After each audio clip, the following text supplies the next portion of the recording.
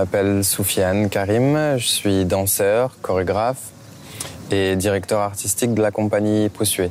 J'ai eu le plaisir de pouvoir accompagner ma mère dans ses cours de danse, donc effectivement, on va dire que c'est héréditaire, c'est dans le sang. Le hip-hop, c'est arrivé en regardant un spectacle de danse. C'était une prestation pour un concours qui s'appelle Graines de Star, qui s'appelait Graines de Star en France à l'époque, et j'assistais à une des qualifications pour faire partie des finalistes, donc d'un groupe de danseurs. Voilà, ça m'a tout de suite sauté aux yeux et au cœur. Il fallait que je fasse ça. C'était vraiment ce que je voulais faire.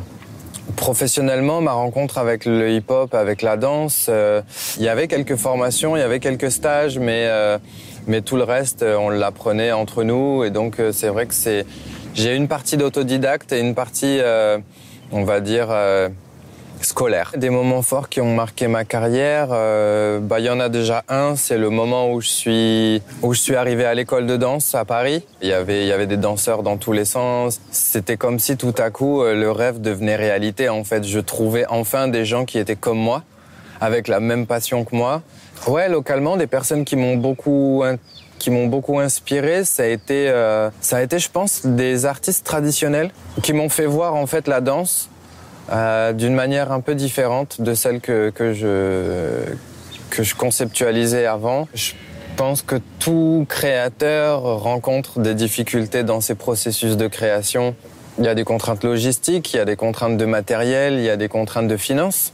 Voilà, il y a des délais à respecter, il y a des choses comme ça, et c'est vrai que tout ça, tout ça, c'est la réalité en fait, et c'est, je pense, un petit peu l'aller-retour que doit faire l'artiste entre ses rêves et son imaginaire et la réalité, en fait, qui peut être pleine de contraintes et de surprises aussi parfois. Moi, personnellement, les messages, ils sont assez variables en fonction des créations que je fais, en fonction de l'état d'esprit, en fonction de l'époque, du moment, des personnes avec qui je crée et des personnes avec qui je pense et je rêve un projet. Ce que j'essaie de faire passer, c'est des émotions, en fait. Et donc, le but, c'est que les personnes qui viennent voir ce spectacle ressentent ces émotions et ces émotions puissent créer de la réflexion en chacun.